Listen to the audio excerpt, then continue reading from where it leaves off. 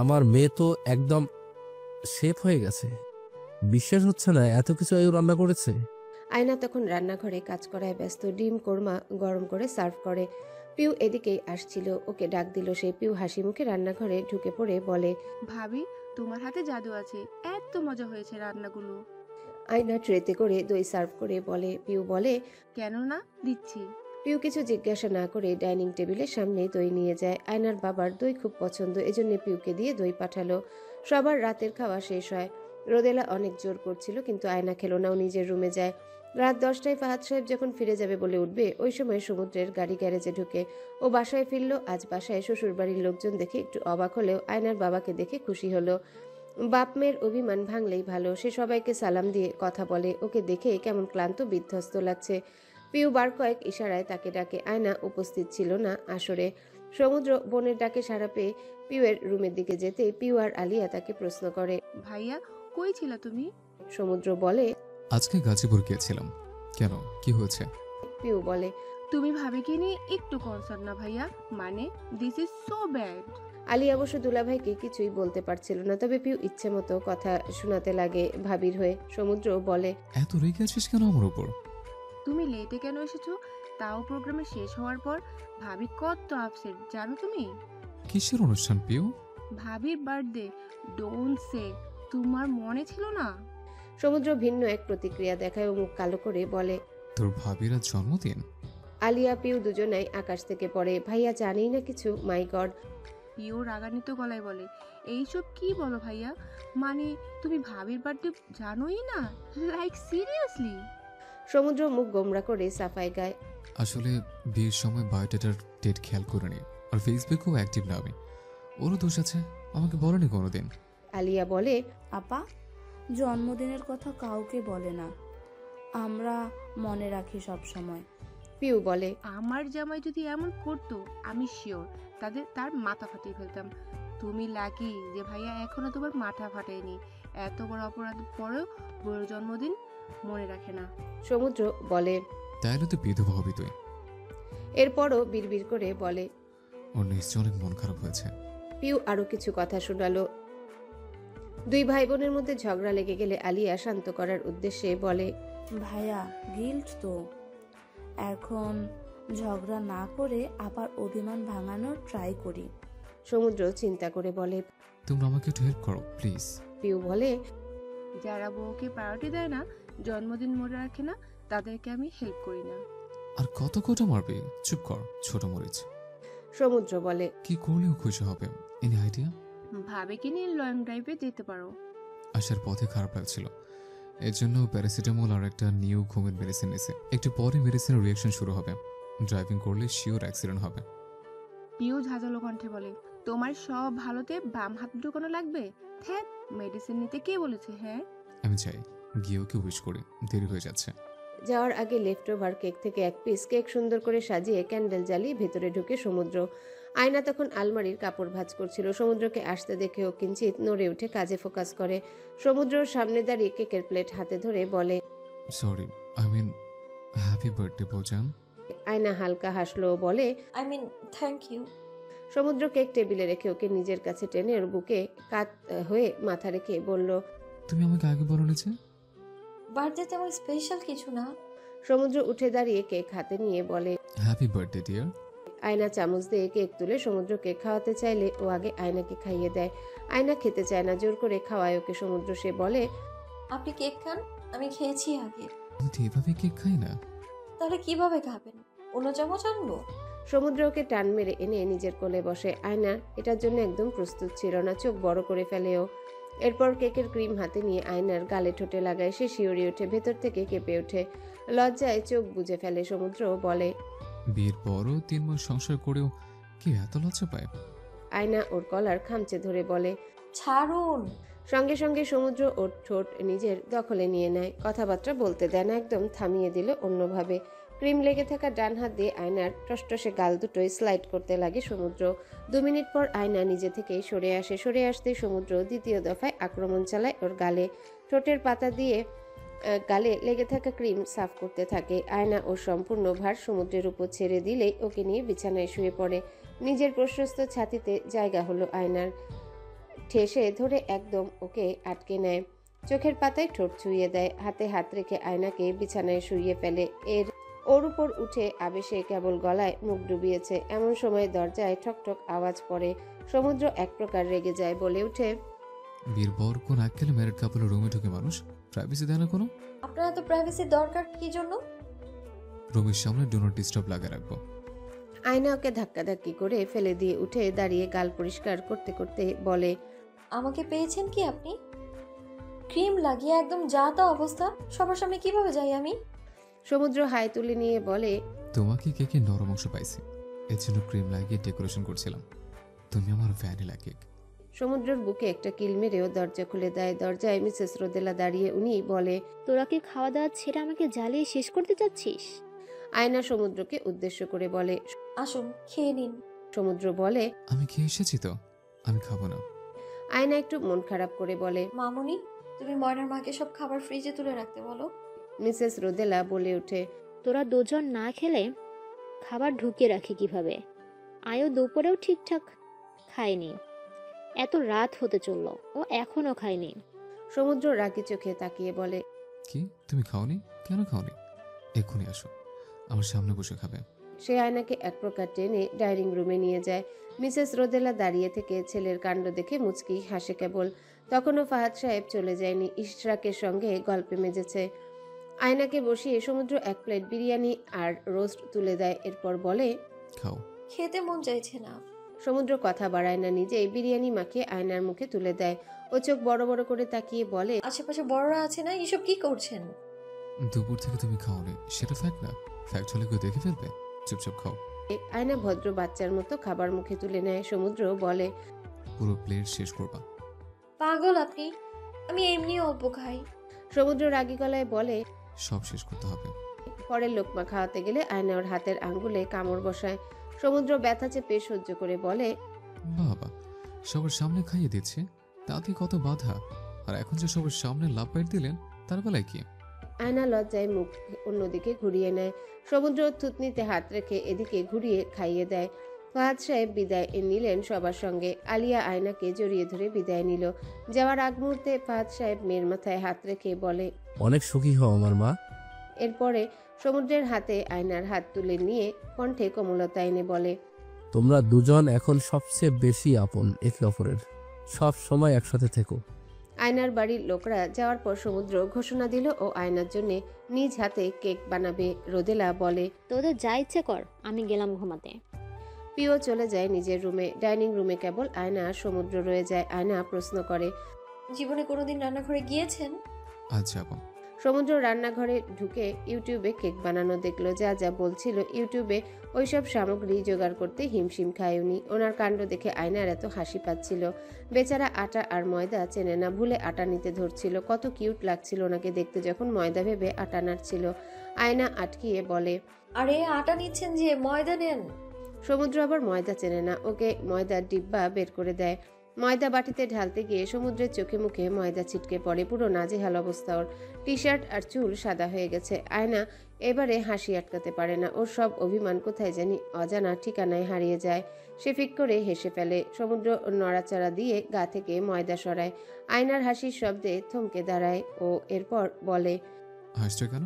আপনাকে একদম সাদা বাঁধানোর মতো লাগছে, হোয়াইট মানকি। সমুদ্র ময়দা চুল থেকে ঝাড়তে ঝাড়তে বলে, তোমাকে তাহলে একটু সাদা বান্ধনী মানে? কথাটার মানে বোধগম্য হতে আয়না রান্নাঘর ছেড়ে পালায়। সমুদ্র ওর পিছে ময়দা নিয়ে ছুটে আর বলে, থামো বলছি। পাগল আপনি, আপনি বরং থামুন প্লিজ। সমুদ্র ওকে নিয়ে ড্রয়িং রুমে ধরে ফেলে একদম বড় সোফায় বসে। এরপর অর্ধশোয়া করে নিজে ওর দিকে ঝুঁকে এসে বলে, সুন্দরী, আপনার পালানোর সব পথ বন্ধ। এরপর হাতের মুঠো করে রাখা ময়দা ওর চুলে লাগিয়ে দেয়। আয়না চোখ বন্ধ করে কিটমিট করে বলে, আমার শ্যাম্পু করা চুলগুলো নষ্ট করলেন। উফ। বাকি ময়দা হাতে নিয়ে সরাসরি ওর শাড়ি ভেদ করে পেটে আস্তে করে ছুঁয়ে দেয়। এরপর চোখের পাতায় ঠোঁট ছুঁয়ে দিয়ে বলে, আমার কেক খাওয়ার সব স্বাদ ভরে গেল। এক জীবন আর কেক না খেলেও চলবে। সমুদ্র, এটা আপনার বেডরুম না। সবসময় এত খামখেয়ালি কেন আপনার? সমুদ্র খুব সংক্ষেপে বলে, কে বা আসবে এখন? আয়নার গলার ঠিক বাম পাশে ছোট্ট একটা তিল আছে, সেখানটায় হাত বুলায় সমুদ্র। এরপর নিজের গালে লেগে থাকা ময়দা আয়নার গালে ঘষে। সময় কোন দিক দিয়ে যাচ্ছে কেউ টের পায় না, কেবল দুজনের হার্টবিটের শব্দ শোনা যাচ্ছিল। দুনিয়া থেকে বিচ্ছিন্ন হয়ে যায়। ঠিক গলা বরাবর ওর প্রিয় তিলটায় চুমু খেতে ধরলে ডাইনিং রুমের মাঝ বরাবর শব্দ ভেসে আসে। ভাইয়া, আমি কিচ্ছু দেখিনি। সমুদ্র তড়িঘড়ি করে উঠে দাঁড়িয়ে লজ্জায় বোনের দিকে তাকাতে পারে না, মিনমিনে গলায় বলে, কি বা দেখবি? মানে কিছু করলে তো দেখবি। সেটাই ভাইয়া, তুমি যেভাবে কি কি কি কিস দিচ্ছে ওটা আমি একদমই দেখিনি। সমুদ্র রেগে মেগে বোনকে মারার জন্য তেরে এসে বলে, যা ভাগ।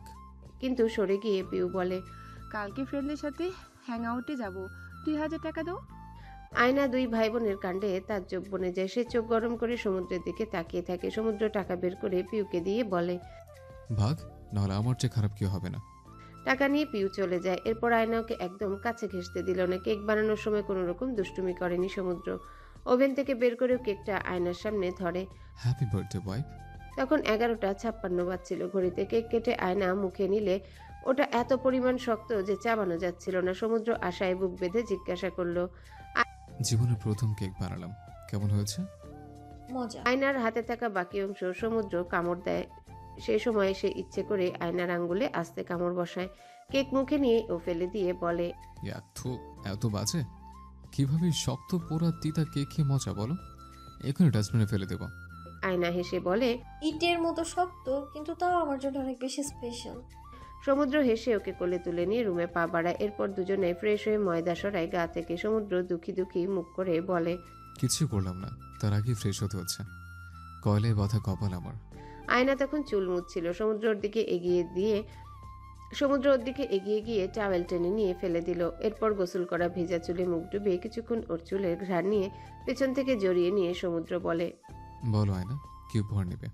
আয়না দুদণ্ড ভেবে নিজেকে প্রস্তুত করে লজ্জায় নুয়ে পড়লেও ঘুরে দাঁড়িয়ে ওর কানের কাছে মুখ নিয়ে ফিসফিস করে বলে, I want to become the mother of your kids. Samudra চৌকিতে উঠে বলে, 1 বছর হলো না, এর আগেই? কেন? আপনার বেবি পছন্দ না? না, মনে এখন আমি প্রস্তুত নই। ক্যারিয়ার গোছানো বাকি, এর মধ্যে দুদিক ম্যানেজ করা সম্ভব না। তাছাড়া মাত্র বিয়ে হলো, এই কোন এসব নিয়ে ভাবতে চাইছি না। Moreover, I don't like kids, it's true. বাচ্চারা প্রচুর অ্যানোয়িং হয়।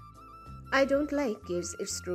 সারাটা রাত এই একটা কথায় ঘুরপাক খেতে লাগে আয়নার মস্তিষ্কে। ওর রাতে ঘুম হয় না, কেন জানি চোখ গড়িয়ে ফোটায় ফোটায় পানি গড়াতে থাকে। খানিক বাদে তবে সমুদ্র ওপাশে ফিরে আরামের ঘুম ঘুমাচ্ছিল। নিস্তব্ধ রজনীতে নিজেকে বড় অসহায় লাগে। জীবনের সমীকরণ মেলাতে গিয়ে কোথায় জানি আটকা পড়ে। কোথাকার কোন সুতোর টান যেন আলগা, সে হিসাব মেলাতে পারে না। ফলাফল একটা নির্ঘুম রাত কাটিয়ে দিল। সকালের দিকে চোখ বুজে আসলে সমুদ্র নড়চড় আওয়াজ কানে আসে। একটু পর নিজের চুলে কারো হাতের স্পর্শ পায়। সে চোখ বন্ধ করেই রাখে। ও বুঝি মিনিট পাঁচেক চুলে হাত বোলায়। আয়নার আরাম লাগে, বিষাদের তেতোস্বাদ একটু কমে। এরপর উনি উঠে চলে যান। সঙ্গে সঙ্গে আয়নাও উঠে বসলো, চোখ ফোলা তার। সমুদ্র ওয়াশরুম থেকে বের হতে দৃষ্টি নিবদ্ধ হলো আয়নার উপর। আয়নাকে দেখে সে বলে, আজ এত দ্রুত উঠে গেলেছে? আয়না উত্তর দিল না, তবে নিজের মনের খারাপ লাগাও বুঝতে দেয় না। ও উঠে রান্নাঘরের দিকে যেতে থাকে। সমুদ্র অনেক সকালে ব্রেকফাস্ট করে। ময়নার মা এত আগে আসে না। ওর জন্য প্রোটিন শেক বানিয়ে রুমে ফিরলে সমুদ্রর হাত ধরে টেনে নিজের কাছে বসিয়ে নিয়ে বলে, কি হচ্ছে তোমার? মুখে আমার ফোলা কেন? রাতে ঘুম হয়নি? আয়না সংক্ষেপে বলে, কিছু না। ও জানে সমুদ্রকে নিজের মন্দ লাগা বলে লাভ নেই, উল্টা নানান যুক্তি দিবে।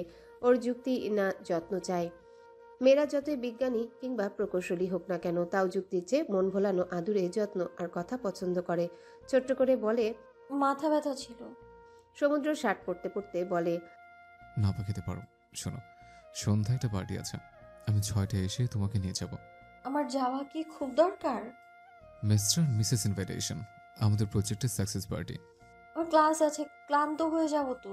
আজকে তো বৃহস্পতিবার, তোমার ক্লাস 3টায় শেষ, জলদি বাসা ফিরবে।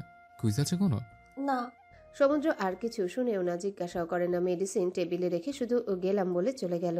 আয়নার এমন ছকবাঁধা জীবনটা কেমন অগোছালো লাগে। না পারে কারোর সাথে শেয়ার করতে, আর না পারে মন খুলে নিজের খারাপ লাগাগুলো বলতে। সমুদ্রের সময় হয় না ওর সাথে বসে সারা বিকেল কথা বলার। আয়নার একাকী লাগে ভারী। বাবার বাড়ির কথা মনে পড়ে অনেক, কিন্তু শায়লা চৌধুরী ও বাসায় শিফট হওয়ার পর সে যায়নি বাবার বাসায় একবারও। আলিয়া ও দাদা দাদির সাথে ফোনে ভিডিও কলে কথা বলে শুধু। ওর কেন জানি দু চোখ ভরে ওঠে। এত পাওয়ার মাঝেও কি যেন না পাওয়া তার। এমন অসুখী বেরঙিন অগোছালো জীবনের উপর সে ক্লান্ত হয়ে পড়ছে ভারী। সমুদ্র কেবিনে বসে ফাইল দেখছিল। এমন সময় নক করার আওয়াজ ভেসে আসে। সে আসার অনুমতি দিতেই নাজিয়া এলো ভিতরে। হাসি হাসি মুখে অতিরিক্ত সাজ সরঞ্জাম করে, যা একান্তই অবান্তর। সমুদ্র চোখ ফিরিয়ে নিল। সজল ভাই 7 জন ক্যান্ডিডেটের মধ্যে নাজিয়াকে সিলেকশন করেছে। মেয়েটা কোয়ালিফাইড, কিন্তু স্বভাব কেমন যেন লাগে সমুদ্রের। কেমন একটু গা পড়া কিংবা অতিমাত্রায় বন্ধুত্বপূর্ণ লাগে। কটা দিনই গেল, এতেই ওর উপর একটা নেতিবাচক ইমপ্রেশন ক্রিয়েট হচ্ছে, যদিও বা সেটা কেবল সমুদ্রের ভ্রান্ত ধারণা বই কি। নাজিয়া ফাইল নিয়ে এসে বলে, স্যার আজ দুপুর 2টায় মিটিং শিডিউল ফিক্সড করব। হ্যাঁ করো। নাজিয়া ফাইল নিয়ে তার সামনে ঝুঁকে দাঁড়াতেই ওর ফিমেল শার্টের 3টা বোতাম খোলা থাকায় কিছু অস্বস্তিকর অপ্রীতিকর পরিস্থিতিতে পড়ে সমুদ্র। সে দ্রুত সাইন করে বলে, আচ্ছা এখন যান। স্যার একটা হেল্প লাগতো। কি? আমাকে এখনো পিক আপ সেটেলের জন্য ব্যবস্থা করে দেয়নি। আজকে একটু ড্রপ করা যাবে? সমুদ্র একবার ভাবলো হেল্প করবে না, না বলে দিবে। পরবর্তীতে বলে ওঠে, আমি 5টায় বের হব, আপনি তখন আমার অফিসের গাড়িতে উঠে পড়বেন। Thanks sir. নাজিয়া চলে যায়। তবে ওর করা পারফিউমের সুঘ্রাণ কেবিনে রয়ে যায়। দুপুরে খাওয়ার সেরে সে আয়নাকে রিমাইন্ডার দেওয়ার জন্য ফোন দিয়ে মনে করিয়ে দিল পার্টির কথা। আয়না তখন কেবল ভার্সিটি থেকে ফিরে এসেছে। আয়নার ইদানিং কি হয়েছে কে জানে, একদম বাইরে যেতে ইচ্ছা করে না।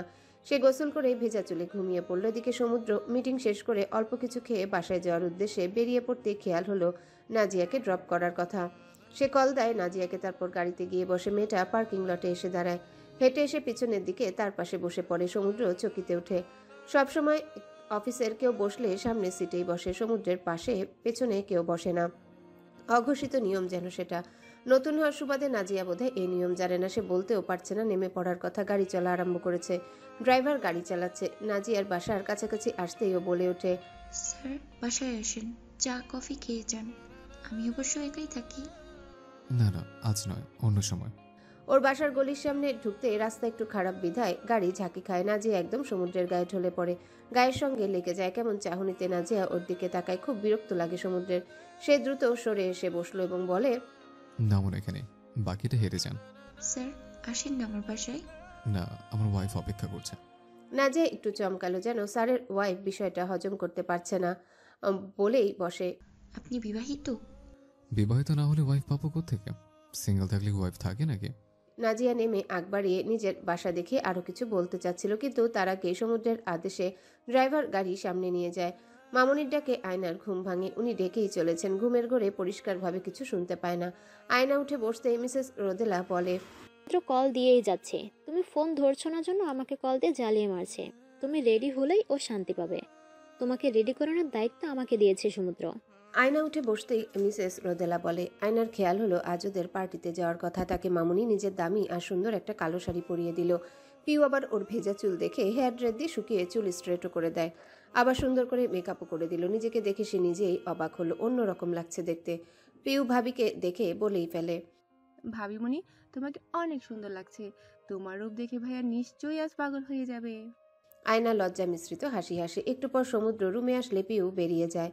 সমুদ্র আয়নাকে সাজুগুজু করে বসে থাকতে দেখে বলে, আমি ভেবেছি তুমি আরো ঘন্টাখানেক অপেক্ষা করাবে। আমার সৌভাগ্য অপেক্ষায় থাকতে হলো না।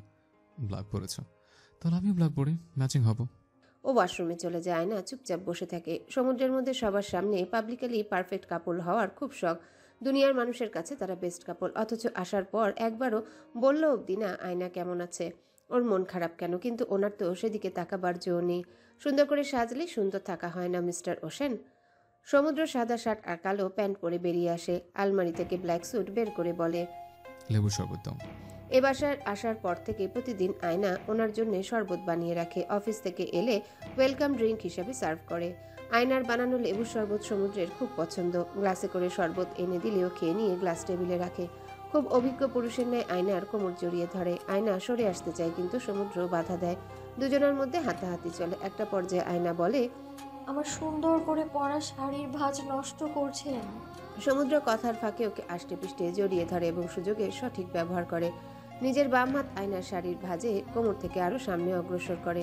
এরপর কানের সামনে মুখ নিয়ে এসে বলে, সমস্যা নেই, শাড়ি খুলে গেলে আমি আবার পরাই দিব। আফটার অল শাড়ি পরাতে আমি এক্সপার্ট। আয়না নড়ে চড়ে উঠে। তবে সমুদ্র পকেট থেকে একটা বক্স বের করে। ডায়মন্ডের একটা চেন বের করে পেছনে লেপ্টে থাকা চুল আস্তে আস্তে সরিয়ে দেয়।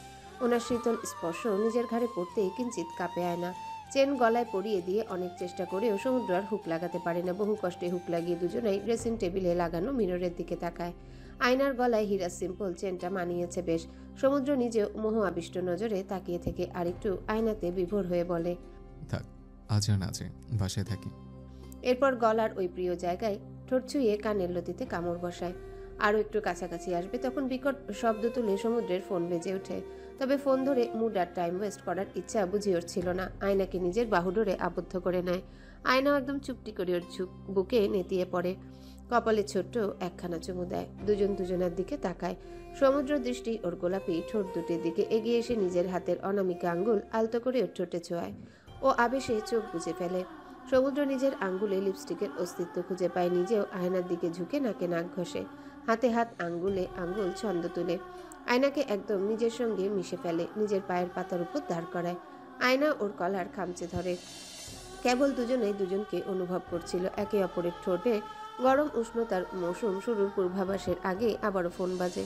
বিকট শব্দে বিরক্ত হয় দুজনেই। সমুদ্র সরে এসে ফোন হাতে নিয়ে বলে, সরি। আয়না বিড়বিড়িয়ে আওড়ালো, বাসায় থাকলেও মন অন্য কোথাও রাখেন। বাসায় থেকেও লাভ কি? ফোনে কথা বলেই পার করেন। ফোনে কথা বলা শেষ করেই দুজন বেরিয়ে পড়ে।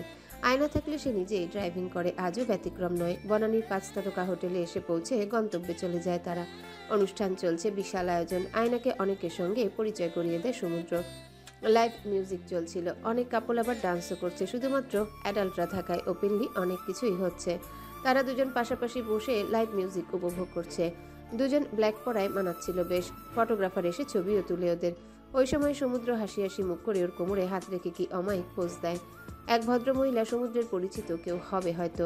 উনি এসে বলে, এই যে লাভ বার্ডস, তোমরা যাও রোমান্টিক ডান্স করো, বসে আছো কেন? সমুদ্র ওনার কথায় হেসে হাত বাড়িয়ে দিয়ে আয়নাকে প্রশ্ন করে। May I madam? আয়না একটু হতভম্ব হয়, তবে অদ্ভুত এক ভালো লাগা খেলে যায়। সে হাত এগিয়ে দিতেই উনি ধরে ফেলে, এগিয়ে নিয়ে চলে লাইভ মিউজিকের স্টেজের সামনে। ওদের দিকে ফোকাস লাইট জ্বলে। গায়ক গান পরিবর্তন করে নতুন করে গিটারে সুর তুলে গায়, I would never fall in love again until I found her.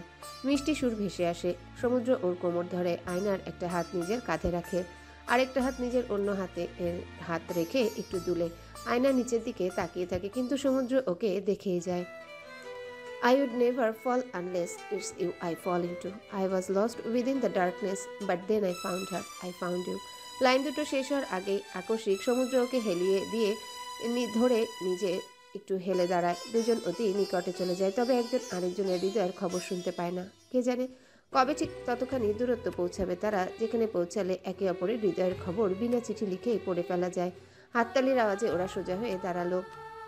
Stage থেকে ফিরে টেবিলে বসে টুকটাক কথা বলছিল। সারাদিনে মাত্র একটু হাসলো আয়না। টেবিলে খাবার পরিবেশন করার আগ মুহূর্তে সমুদ্রের ফোনে একটা কল আসতে থাকে। আয়না বিরক্ত হয়ে যায়, এরপর বলে, রিসিভ করে কথা বলুন। লাইভ মিউজিক চলছিল বিধায় সে সরে করিডোরে চলে যায়। এদিকে ফুড সার্ভ করা হচ্ছিল। সমুদ্র একটু পর বিরস মুখে এসে বলে, আয়না, আমাকে একটু অফিস যেতে হবে, খুব দরকার। আয়না হতবিহ্বল হয়ে তার পানে তাকালে। উনি চেহারায় অনুতপ্ততা এনে বলে, জানতাম না এমন হবে। আসলে ঝামেলা বলে কই তো আসে না। আম সরি। আয়নার প্লেটে এক গাদা খাবার তুলে দিয়ে বলে, তুমি খাও। শায়লা আন্টি আর বাবা রাস্তায় ওনারা আসছেন, এই টেবিলে বসবে। আমি তাহলে যাই। সমুদ্র হনহনিয়ে বেরিয়ে যায় অনুষ্ঠান থেকেও। একবারও পিছনে ফিরে আয়নার বিষাদ ভরা চেহারা দেখেনি। আধা ঘন্টা বাদে অবশ্য ফাহাদ সাহেব এলেন শায়লাকে নিয়ে। ওরা একই টেবিলে বসে, কিন্তু আয়না একদম চুপচাপ কেমন উদাসীন থাকে। খাবারও খায় না। পার্টি শেষ করে ফাহাদ সাহেবের গাড়ি করে আয়নাকে বাসায় নামাতে যায়। শায়লা আর আয়না পিছনে বসে। ওর ফোনে বারবার সমুদ্রের কল আসে, কিন্তু রিসিভ করে না। পরবর্তীতে শায়লা চৌধুরীর ফোনে কল আসে সমুদ্রের। ফাহাদ সাহেব জিজ্ঞাসা করলো, আয়ু, কি হয়েছে তোমার? আয়না জবাব দেয় না। ঠাই জানালা দিয়ে বাইরের দিকে তাকিয়ে রইল। শায়লা নিজে থেকে আয়নার কানে নিজের ফোন গুজে দেয় এবং বলে, যার জন্য উদাস হয়ে মুখ ফুলিয়ে বসে আছো সে লাইনে আছে, কথা বলো। সমুদ্র লাইনের ও প্রান্ত থেকে একটানা অনেক কিছুই বলে, কিন্তু আয়না প্রত্যুত্তর করে না। 12:15 সমুদ্রের বাসার গেটে নামিয়ে দিয়ে ফাহাদ সাহেব লিফট অব্দি আয়নাকে উঠিয়ে দিলেন। উনি অনেক চেষ্টা করে কথা বলার, কিন্তু আয়নার বাবার উপর তীব্র রাগের তোপে এসে হেরে যায়। বাসায় ফিরে আসতে দেখে সমুদ্র অফিস থেকে মাত্র এসে ডিভানে বসেছে। আয়নার ভীষণ রাগ ক্ষোভ জমেছিল।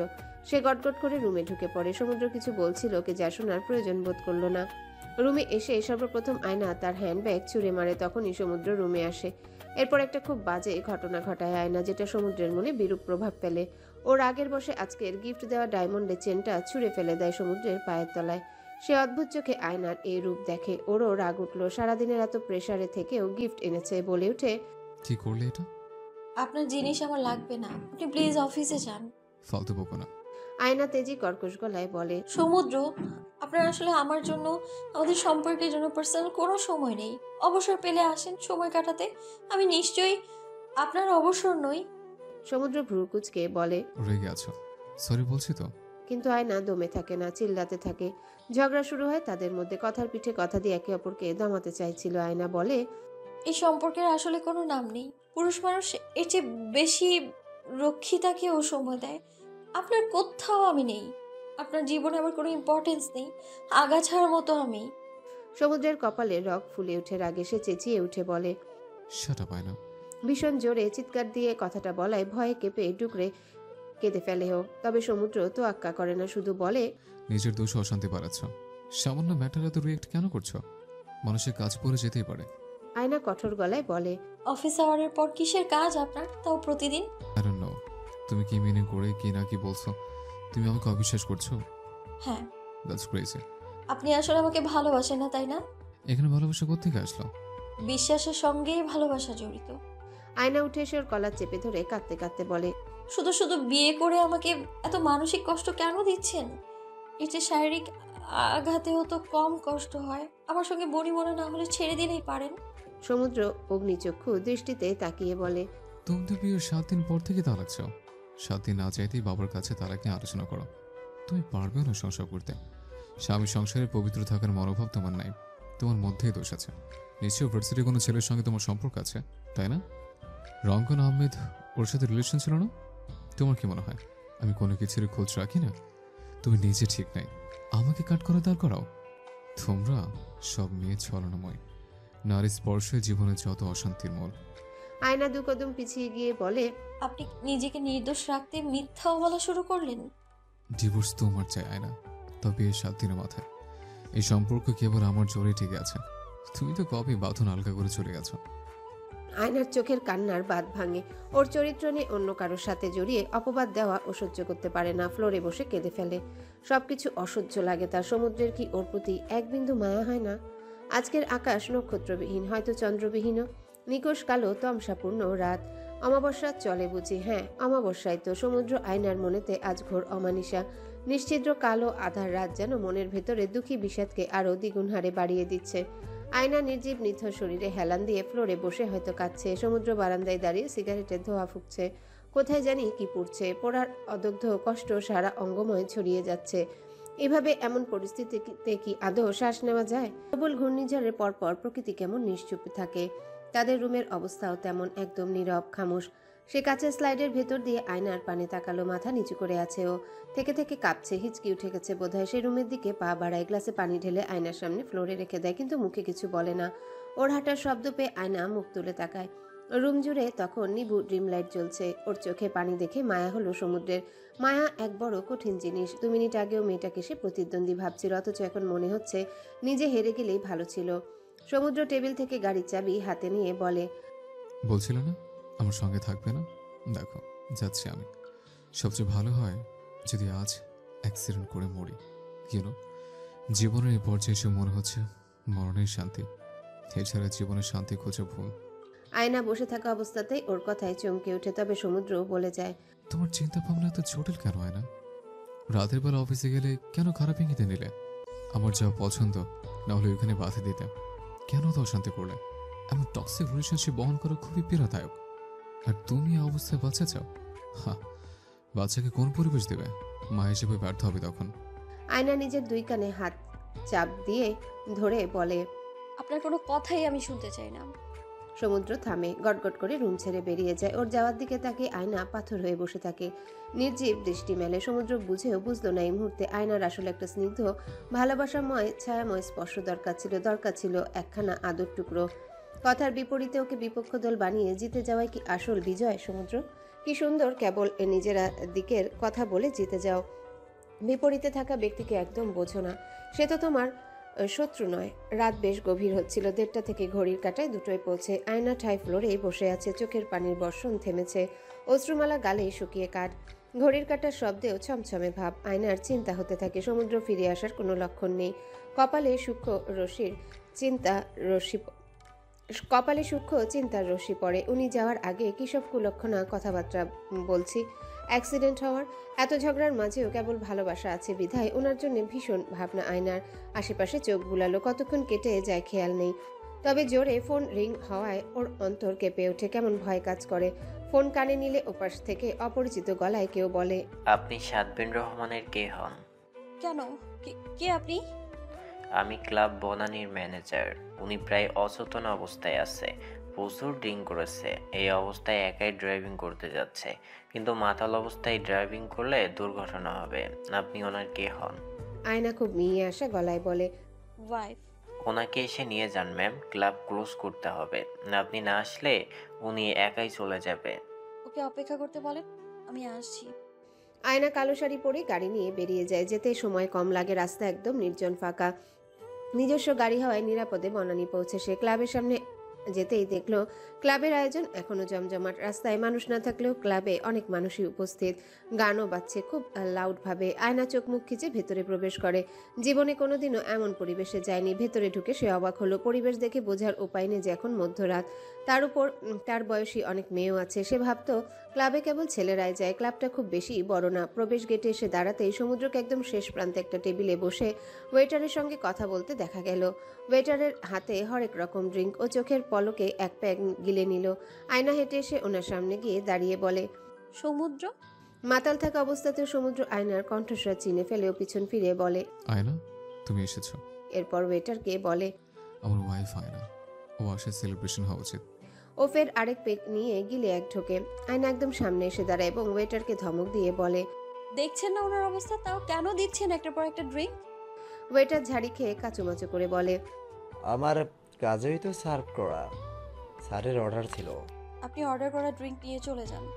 ওয়েটার চলে গেলে সমুদ্র মন খারাপ করে বলে, খাওয়ার পর খুব আরাম লাগে, কোনো অশান্তি থাকে না। তুমি আলো ভাইকে যাইতে কেন বললে? আয়নাকে কিছু বলতে না দিয়ে ওর আয়নার গায়ে ঢুলে পড়ে বলে, সামটাইমস নিজে খুব ফের আপ হয়েছে। আয়না বলে, কষ্ট দিলেন আমাকে, কথার আঘাতে টুকরো টুকরো করে শেষ করে দিলেন আমায়, অথচ এখন নিজেই ভিকটিম রোল প্লে করছেন। আয়না, আমার অনেক কষ্ট আছে, তোমাকে বলি না, লোকেই তোমার থেকে। উনি পুরোপুরিভাবে মাতাল অবস্থায়, এমনকি বসে থাকতেও দুলছে। তবুও কি করুণ সুরে মাতলামো কথাবার্তা বলল, যেন সবটা সত্য। আয়না হাসে ওর কথা শুনে আর বলে, যে কষ্ট দেয় তারও কষ্ট থাকে নাকি? তোমার কথা কিছু বলছি না। বলেই উঠে দাঁড়িয়ে বারের দিকে গিয়ে আরেকটা বোতল হাতে নিয়ে বলে, বিলে অ্যাড করে দিয়েন। চুমুক দেওয়ার আগে আয়না ওর হাত থেকে বোতল নিয়ে বলে, মাতাল হয়ে আর কত মাতলামো করবেন? নিজে যে একজন ডক্টর সেটা মনে আছে আপনার?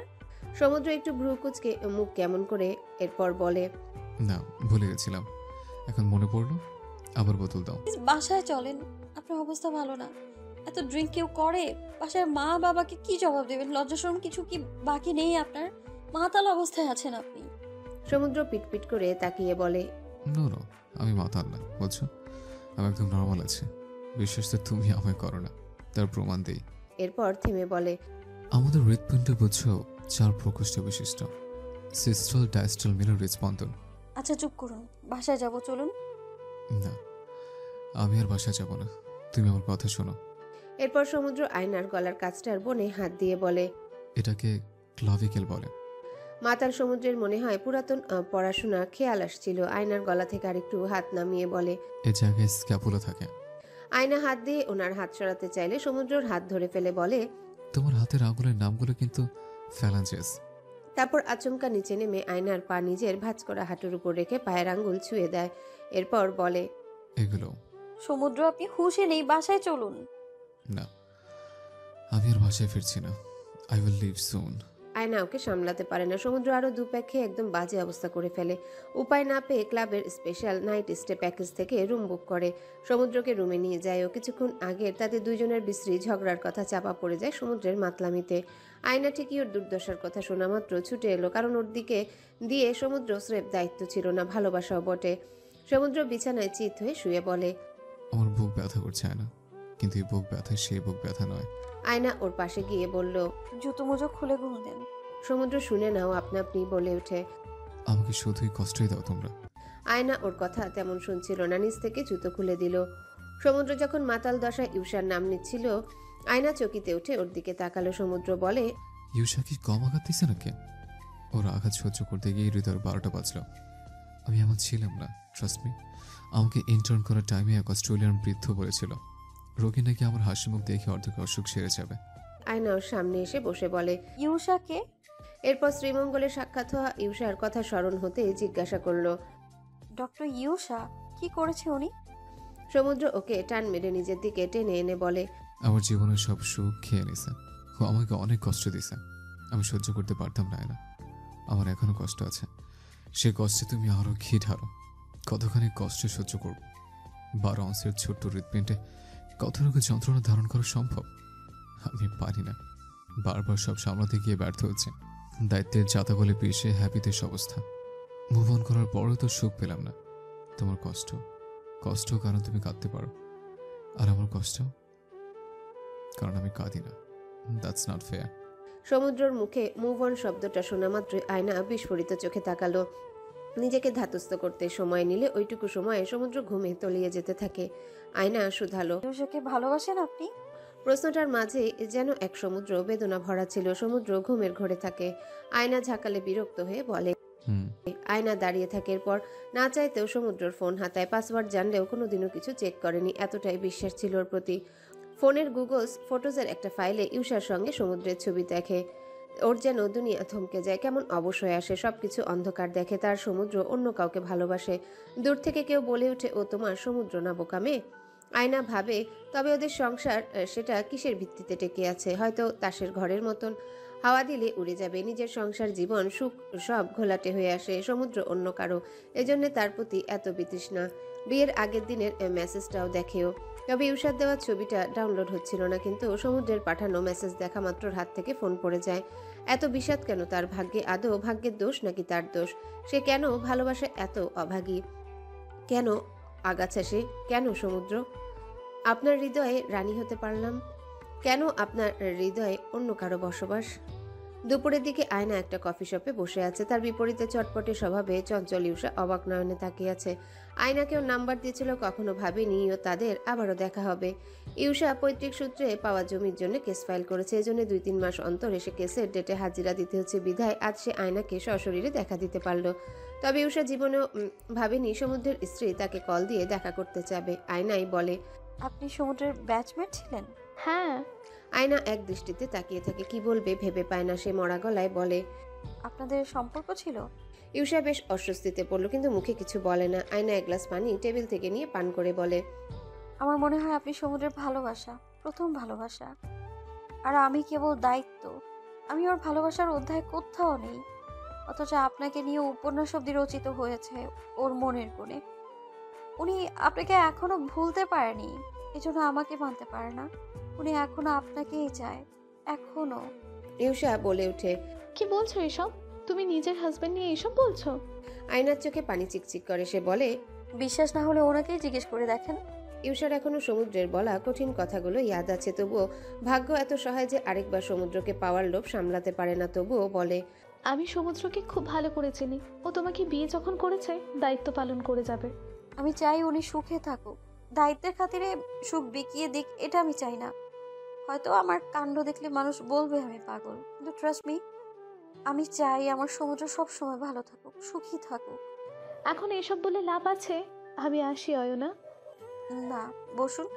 প্রাক্তনের স্ত্রীর কাণ্ড ইউষার কাছে সুবিধা লাগে না। মেয়েটাকে স্টেবল লাগছে না, মেন্টালি উইক লাগছে, কেমন এলোমেলো কথা বলছে। ইউষা বলে, কি চাচ্ছ তুমি? আপনি সমুদ্রের সঙ্গে কথা বলুন, আমি ফোন দিয়ে ডাকছি ওনাকে। আয়না কল লাগায়। দুপুরের দিকে ওকে জেগে গেছে এতক্ষণে। দুবার রিং হতেই সমুদ্র কল রিসিভ করে বলে, আয়না, আই এম সরি। কালকে আমি খুব খারাপ করেছি। এক জায়গায় আসতে বললে আসতে পারবেন এখন? হ্যাঁ, তুমি লোকেশন দাও, আমি এক্ষুনি আসছি। এরপরের প্রহরগুলো আয়নার ভারী লাগে, নিঃশ্বাস নিতেও কষ্ট হয়। সমুদ্র খুব দ্রুত এসে পৌঁছায়। আয়নার সঙ্গে ইউষাকে দেখে সে ঘাবড়ে যায়।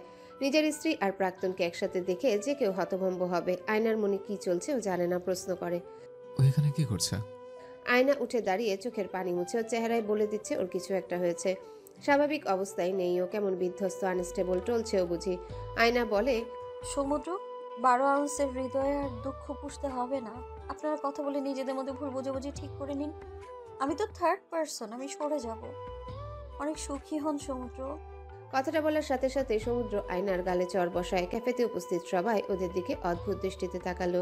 সমস্ত ডোমেস্টিক ভায়োলেন্সের 14 গোষ্ঠী উদ্ধার করে সমুদ্র অভাবনীয় কাজ করে।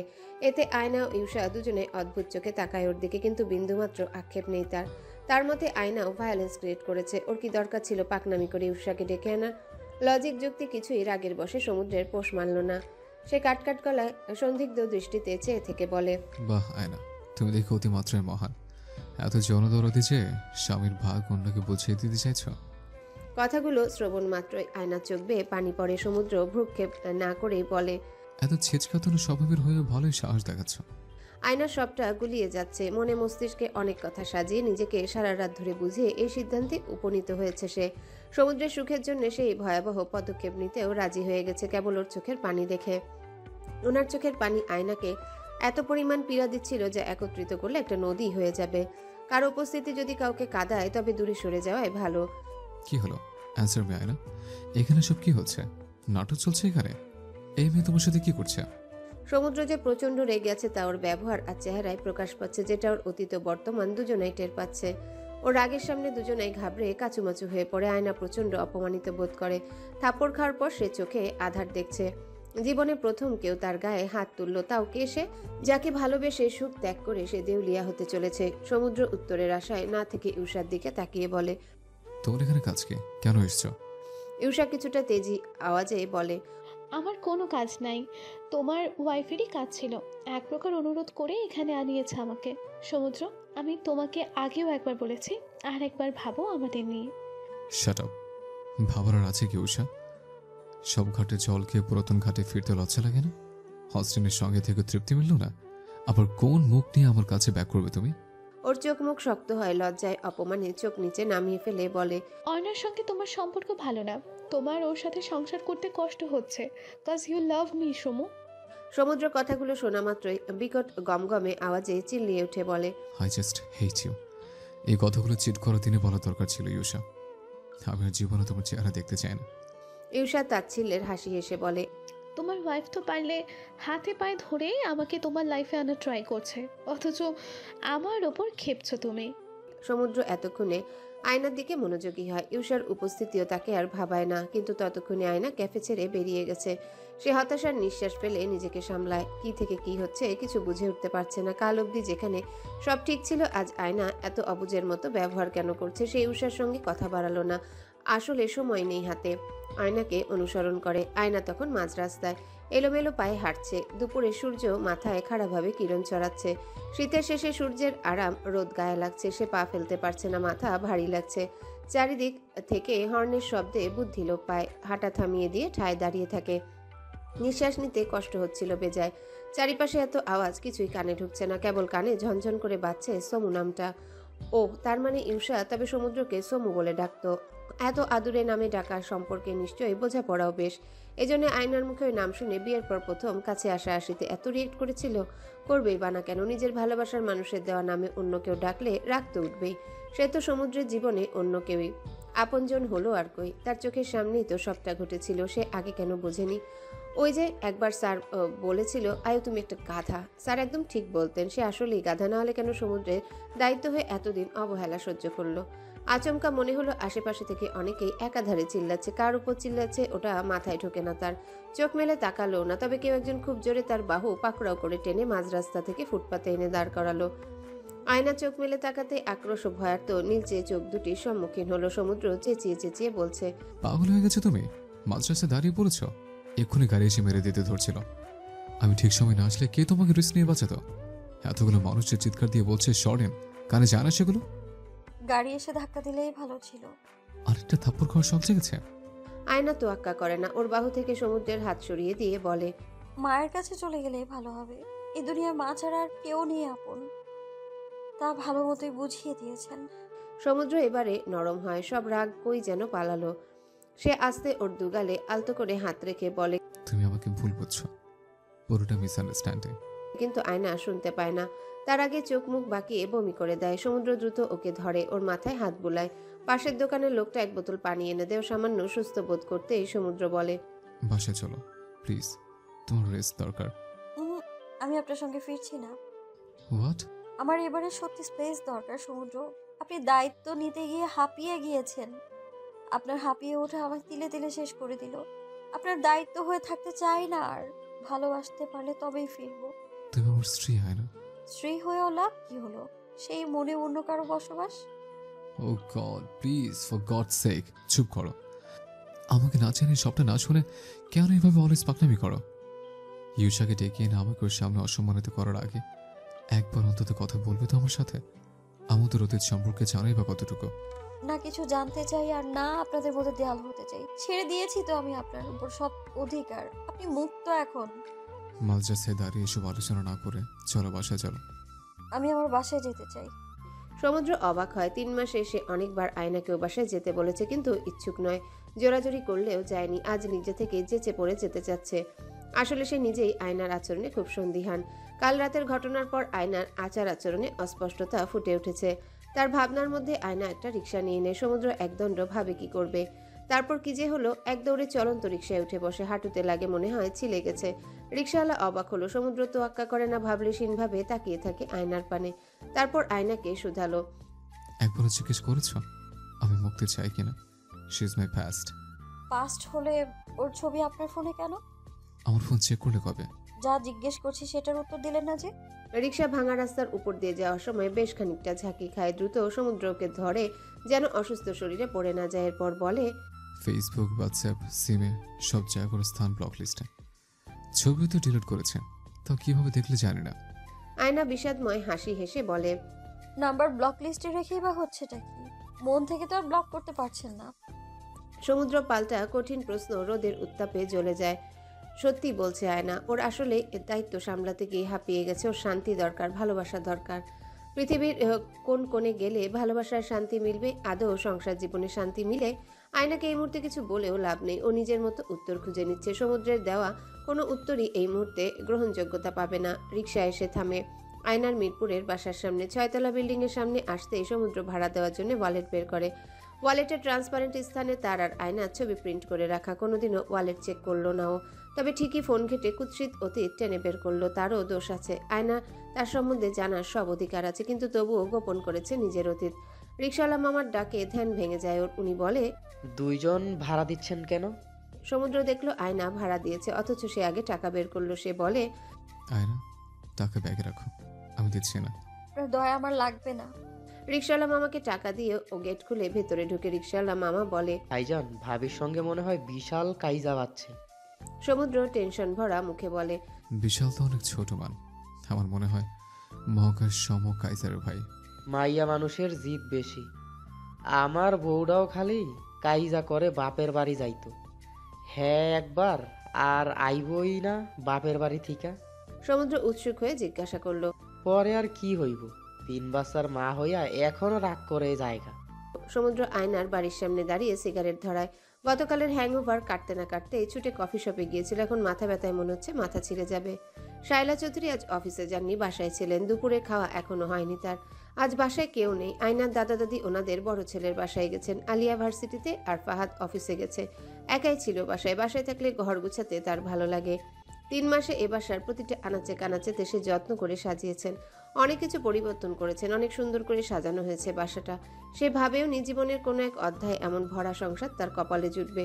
অনেক সুখেই আছে সে। আলিয়ার সঙ্গে তার সম্পর্ক খুব একটা আগায়নি। ও সারাদিন ব্যস্ত থাকে, রাতে ফিরে সবাই একসঙ্গেই খায়। তবে এ বাসার প্রতিটা সদস্যের প্রাণ হলো আয়না। ফাহাদ তো সবসময় আয়নাকে নিয়ে মন খারাপ করে থাকে। প্রায়ই জিজ্ঞাসা করে, শায়লা আমি কি খুব খারাপ বাবা নাকি? শায়লার খারাপ লাগে বেশ। এ বাসার সবার জন্যে তার একদম খাঁটি একটা মায়া জন্মেছে। এমনকি তার আয়ুকেও এখন ভালো লাগে।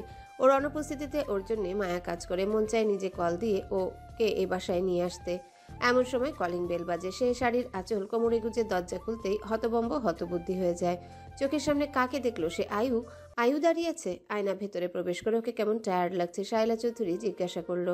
কেমন আছো আয়ু মামুনি? আয়না জবাব দেয় না। শায়লা চৌধুরী বলে, কতদিন পর এলে? এ বাসার প্রতি আর মায়া কাজ করে না তোমার? বাবার কথা মনে পড়ে না? আয়না নিজের বাসাটাকে একবার দেখে নেয়। আসলেই তো এই বাসাটা তার। বাসার প্রতি প্রান্ত আয়না আলিয়া তাদের দু বোনের স্মৃতিবাহক। শায়লা বলে ওঠে, বাবা হচ্ছে বট গাছ, বুঝেছো? বাবার ছায়া যার আছে সে সবচেয়ে শক্তিশালী। আমার ছিল না সে ছায়া, তাই আমি বুঝি। আব্বুর সঙ্গে রাগ করবে না, তোমার বাবা এসবের দুশ্চিন্তায় অসুস্থ হচ্ছে। আয়না বলে, ঘুমোবো আমি এখন। উনি আসলে ওনাকে বাসায় ঢুকতে দেবেন না। ঝগড়া হয়েছে নাকি তোমাদের?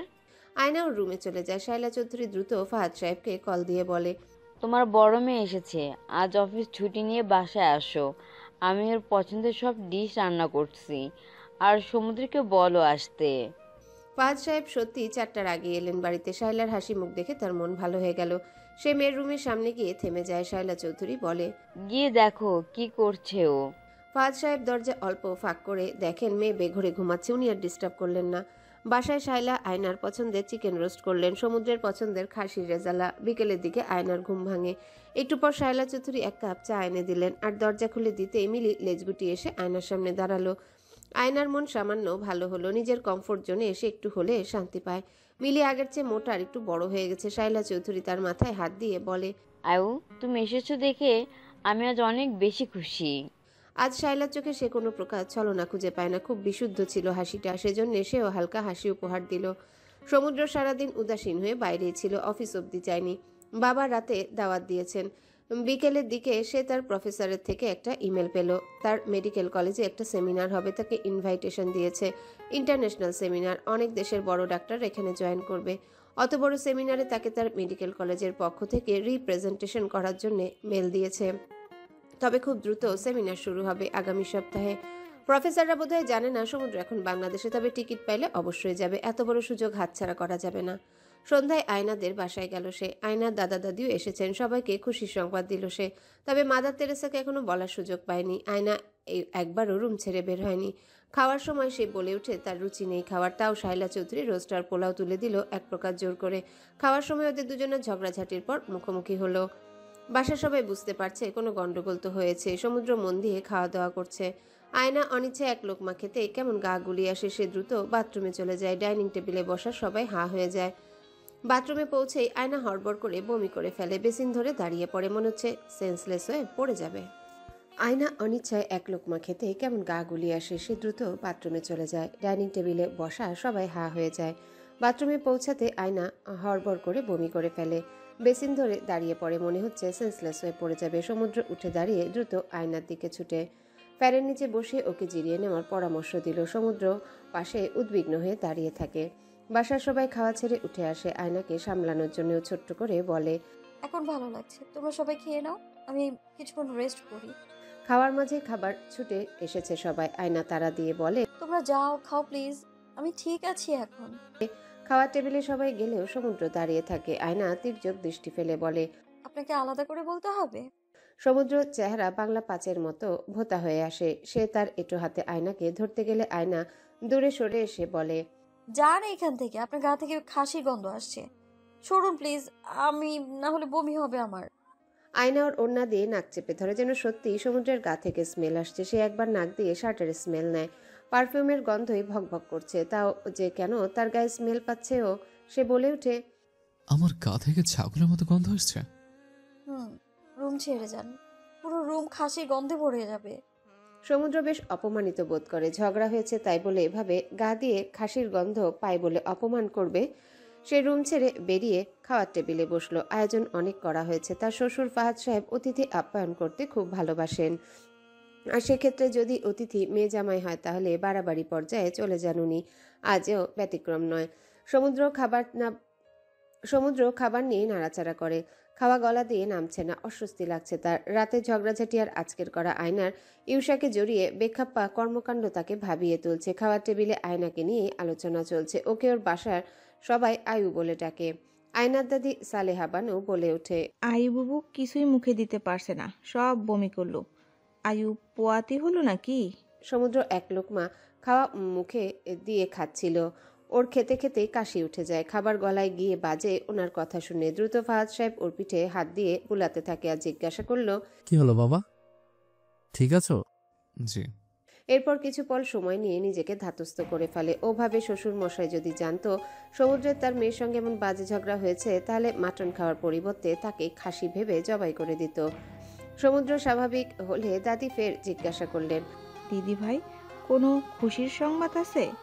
সমুদ্র ভ্যাবাচাকা খায়। শ্বশুরের সামনে দাদি এসব কি বলেন?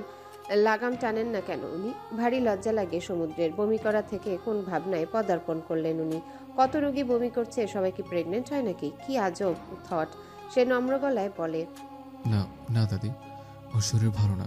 কাল থেকে আজেবাজে ফাস্টফুড বেশি গেছে, আজকে আবার ঠিক মতো খায়নি। গ্যাস্ট্রিক মনে হয়। আমি ওষুধ দিচ্ছি, তখন বাচ্চা চলে যাবে, না মানে গ্যাস্ট্রিক চলে যাবে, ঠিক হয়ে যাবে আর কি। এক নাগারে খুব এলোমেলোভাবে কিছু মিথ্যা বলে সন্দেহ দূর করার চেষ্টা করে। তাছাড়া তার ধারণা এমন কিছুই না। তারা এখনো ফ্যামিলি প্ল্যানিং এর পরিকল্পনা করেনি। আয়না কাল থেকে কান্নাকাটি করছে, নিশ্চয়ই প্রেশার ফল করে এই অবস্থা। আয়না আবার কাঁদতে পারে না, কাঁদলেই নাকি ওর মাথা ব্যথা, অসুস্থতা বোধ হয়। এসব জানার পরও সমুদ্রকে কষ্ট দেয়। খাওয়ার পর সমুদ্র ডাইনিং রুমে বসে থাকে, ফোন চালায় বসে। বাড়ির পুরুষরা খেয়াল না করলেও শায়লা চৌধুরী বুঝে সমুদ্র আর আয়ুর মধ্যে বেশ ঝামেলা হচ্ছে। সমুদ্রের চোখ মুখ আর অভিব্যক্তি দেখেও ধারণা করা যাচ্ছে। তবে একবারে কিছু বলবে না সে। এ বাসায় এসে বুঝেছে ফাহাদ থেকে শুরু করে প্রতিটা সদস্য আয়নাতে চোখ হারায়। আয়নার সঙ্গে ঝামেলা জড়ানো মানে নিজের পায়ে কুড়াল মারা। একটু পর সালেহা বানু হাতে অনেক কিছু নিয়ে ফিরলেন। আয়ুর রুমে যাওয়ার আগে সমুদ্রকেও ডাকেন। সমুদ্র তাকে অনুসরণ করে রুমের ভেতরে আসে। উনি দুটি ছোট ছোট কাঁথা আর ছোট্ট বাচ্চাদের 2 সেট জামা এনেছেন, সাথে একটা ফিডার, একটা লাল রঙের খেলনা গাড়ি। আয়নার দাদির হাতে বাচ্চাদের জিনিসপত্র দেখে হতভম্ব হয়। সে বুঝে পায় না কি বলবে। দাদি সব বাচ্চার জিনিসপত্র আয়নার হাতে তুলে দিল। দাদি বলে ওঠে, ওইগুলো খুব তাড়াতাড়ি কাজে লাগবে, তাই না বুবু? আয়না লজ্জায় লাল হয়ে যায়, মুখ দিয়ে কিছু বের হতে চায় না। সমুদ্র তার দিকে তাকিয়ে আছে। তাদের সম্পর্কের এমন টানাপোড়ান যাচ্ছে, আর দুনিয়ার মানুষের কত শখ তাদের নিয়ে। হা! আয়নার হাতে খেলনা গাড়ির ফিডার দেখে সমুদ্রের বুকের মধ্যে উথাল পাথাল শুরু হয়। কোথায় জানি চিনচিন ব্যথা অনুভব লাগে।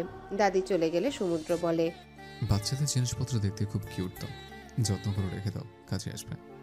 আয়না এতক্ষণে ওর সাথে কথা বলল। বলে উঠে, আপনার তো বাচ্চা অ্যানোয়িং লাগে। সমুদ্র আমতা আমতা করে বলে, হ্যাঁ তা লাগে, কিন্তু আয়না না শুনে উঠে দাঁড়ায়, আলমারির দিকে এগোয়। সমুদ্র বুঝে না কোথা থেকে শুরু করবে। কিছু ভাবতে চাইলে সে সবার আগে সিগারেট ধরায়। প্রথমে রঙ্গনের বিষয়টা ক্লিয়ার করতে হবে। রঙ্গন ওর কলেজ জুনিয়র, নটরডামের জুনিয়র। নটরডামের পোলারা ম্যাক্সিমাম বুয়ের ঢাবিতেই যায়। তার আরেক জুনিয়রও ঢাবিতে আছে। সেই সুবাদে ওর মাধ্যমে জানতে পেরেছিল ওদের ব্যাচে নাকি সবাই আয়নাকে রঙ্গনের হাফ গার্লফ্রেন্ড বলে ডাকতো। কেন ডাকে বা ডাকতো এটা জানতে পারেনি সে। তবে রঙ্গন আয়নার বাসায় এসেছিল এটা খেয়াল ছিল। কোনোদিনও জিজ্ঞাসা করেনি আয়নাকে এ নিয়ে, কারণ তার নিজেরও অতীত আছে। কিন্তু কাল রাতে আয়না অতিরিক্ত বাড়াবাড়ি করছিল, ইতিমধ্যেই তাকে চরিত্রহীন বানাই দিচ্ছিল। আয়নার ধারণা সমুদ্র অফিসের নাম করে সবটা টাইম মেয়েদের সঙ্গে কাটাচ্ছে। আয়নাকে টাওয়েল হাতে নিতে দেখেও বলল, এই সময় গোসল করো না, পরে ঠান্ডা লেগে যাবে। এমনিতে গ্যাস্ট্রিকের জন্য বমি করছো, আমি গ্যাস্ট্রিকের ওষুধ দিচ্ছি। আমার গ্যাস্ট্রিকের সমস্যা হচ্ছে, এটা আপনাকে কে বললো? আমাকে কে বলবে, আমি ভালো বুঝি। সমুদ্র কাজ থামায় না, সাদা কাগজ কলম নিয়ে সময় নিয়ে কি সব লিখে। এরপর আয়নার হাতে দিয়ে দেয়। আয়না পড়েও না। সে সিগারেট হাতে নিতে ধরলেই আয়না বাজখাই গলায় বলে, আমার রুমে সিগারেট ধরাবেন না, তাহলে 5 তলা থেকে ফেলে দেবো একদম। সমুদ্র আর সিগারেট ধরানোর সাহস হয় না। সে বলে ওঠে, তাহলে কিছুক্ষণ শুয়ে থাকি, তোমার সাথে কিছু কথা আছে। Let us talk and give me time for explanation. আয়না টাওয়েল ওর হাতে ধরিয়ে দিয়ে বলে, আপনি গোসল করে আসেন, পুরো রুম গোয়াল ঘরের গন্ধ হচ্ছে। এখন গা থেকে খাসি খাসি গন্ধ আসছে। আয়না জবাব না দিয়ে নাক চেপে ধরে কাগজের লেখা পড়তে শুরু করে। সমুদ্র একটু হেসে গোসলে চলে যায়। এই রাতের বেলাও গোসল করলো। ইচ্ছে মতো গায়ে ডলে ডলে সাবান মাখে, যেন গায়ে কোনো গন্ধ না থাকে। সে বেরিয়ে এলো। রুমে তখন আয়না বাদেও দাদি ছিলেন, সঙ্গে শায়লা চৌধুরীও। সে বিরক্ত হলো। বারবার একাকী সময় চাচ্ছে, কিন্তু একটু পরপর কেউ না কেউ এসে ডিস্টার্ব করছে। কথা বলার সুযোগ দিচ্ছে না কেউ। সমুদ্রকে রাতে গোসল সেরে বেরিয়ে আসতে দেখে দাদি আর শায়লা চৌধুরী একে অপরের দিকে তাকায়, পর মুচকি হাসেন। সমুদ্র ওনাদের কিভাবে বুঝাবে তাদের দুজনের মধ্যে রোমান্টিক কিছু ঘটেনি, বরং আয়নার অভিযোগ তার গা থেকে নাকি বিশ্রী গন্ধ আসছে। আয়নার জন্য এক গ্লাস দুধ রেখে ওনারা চলে গেলে সমুদ্র বলে ওঠে, শোনো, আমি কয়েকদিনের মধ্যে অস্ট্রেলিয়া। আয়না পুরোটা অবধি শোনে না, তার আগেই এতক্ষণ আপনার গা থেকে খাসি গন্ধ আসছিল, আর এখন আবার গরুর গন্ধ আসছে। ছি! সমুদ্র চোখ গোল গোল করে তাকালো, কি বলবে ভাষা খুঁজে পাচ্ছে না। আয়নার চিৎকারে বাসার সবাই চলে এসেছে, উকিঝুঁকি মারছে। অসুস্থ মানুষ দাদাও এসেছেন। ফাহাদ সাহেব ভ্রুকুচকে দাঁড়িয়ে আছেন। সবার দৃষ্টি সমুদ্রের দিকে, যেন সে জেলখানার পালানো আসামি। সমুদ্র আমতা আমতা করে বলে, আমার গা থেকে নাকি গরুর মতো গন্ধ আসছে। বাবা, টেনশন করবেন না, আমি আবার শাওয়ার নিয়ে আসছি। শেফের বাথরুমে ঢুকে মনে মনে আয়নাকে একগাদা গালি দিল। বাসার সবাই তাদের দিকে অদ্ভুতভাবে তাকিয়ে আছে, যেন সোজা পাগলা গারদ থেকে ছাড়া পেয়েছে। সবার সামনে ইজ্জতের 12টা বাজায় দিল। রাতের বেলা সমুদ্র জিজ্ঞাসা করলো, আয়না, সাদা কাগজটা পড়েছ? আয়না অন্যদিকে ফিরে বলে, হ্যাঁ। তারপরও কথা বলবে না? তোমার নীরবতা আমাকে কষ্ট দিচ্ছে। আয়না ভ্রু কুচকে থেকে বলে, ওটা দারোয়ানকে দিয়েছি। হোয়াট? তুমি এত কিছু করার পরও আমি একবারে ইকো বিসর্জন দিয়ে সরি লিখে দিলাম, আর ওটা কোন আঁকেলে দারুণকে দাও তুমি? আমি ভেবেছি ওখানে কোনো মেডিসিনের নাম লেখা আছে, এজন্য ফার্মাসি গিয়ে কিনে আনতে পাঠিয়েছি আমি। সমুদ্র রাগে নিজের চুল ছিঁড়তে মন চাইলো, বলে, আমি সরি লিখে দিলাম আর তুমি সেটা ফার্মেসি পাঠালে? প্রেসক্রিপশন ভেবেছিলাম। সমুদ্র থ হয়ে যায়, তবে আয়না তাকে আরো অবাক করে দিয়ে বলে, আপনাকে নিয়ে আমি বেডে শুবো, আপনি সোফায় শুয়ে পড়েন, নইলে দাদার সঙ্গে ঘুমান। সমুদ্র হা হয়ে যায় পুরো। আয়না একটা বালিশ ছুঁড়ে মারে তার গায়ে, কিন্তু সমুদ্র তো আক্কা করে না, একদম আয়নার গা ঘেঁষে বসে বলে। খবর শুনেছো? আয়না নিশ্চুপ থাকলে সমুদ্র বলে ওঠে, আমি একটা কনফারেন্সের জন্য সিলেক্ট হয়েছে। আমার ব্যাচ থেকে মাত্র 2 জনকে সিলেকশন করেছে, তার মধ্যে আমি একজন। আগামী সপ্তাহে যেতে হবে অস্ট্রেলিয়া। আয়না, এই সেমিনার অ্যাটেন্ড করা আমার জন্য অনেক জরুরি। ট্রাস্ট মি, 1 মাস আগে জানলেও আমি তোমার জন্য ভিসার কাজের প্রসেস শুরু করতাম। মাত্র 1 মাস থাকবো। আয়না ওর দিকে ঘুরে তাকিয়ে বলে, আমাকে বলছেন কেন? অনুমতি নিচ্ছি, তুমি রাজি থাকলে আমি যাব, মানা করলে যাব না। আয়না আবারও নিশ্চুপ থাকলে সমুদ্র ওর ভেজা চোখ জোড়ায় চুমু এঁকে দিয়ে বলে, আই এম সরি, অন্য কাউকে নিয়ে তোমাকে খোটা দেওয়া খুব বড় অপরাধ আমার। অনেক বড় ভুল হয়েছে, অনেক রেগেছিলাম ওই সময়। কিন্তু আয়না ওর সরি গ্রহণ করে না। মাঝখানে একটা বালিশ দিয়ে ব্যারিকেড দিয়ে শুয়ে পড়ে। সমুদ্র বলে,